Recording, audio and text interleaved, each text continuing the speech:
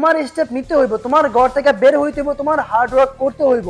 তুমি যদি সাকসেস হইতে চাও তাহলে you have to go through as a man with a suffer. But এগুলো না করে তুমি কি করতেছো, ও তোমার জিএফ ছেড়ে গেছে, তুমি ওরা মিস করতেছো।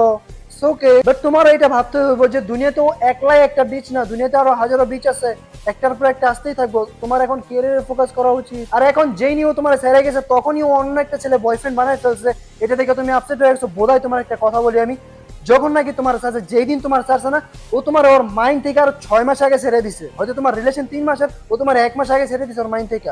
ও বাস অ্যাডজাস্ট করতেছিল তোমার সাথে যে কিভাবে তোমার ব্রোকেন, তোমার হাতটা বেশি ব্রোক না করে তোমার বাস ছাইড়া দেওয়া যায়। এরকম কিছু করা যায় যাতে তুমি নিজের উপরে নিজে দোষ নিয়ে অনেক ছেড়ে দাও।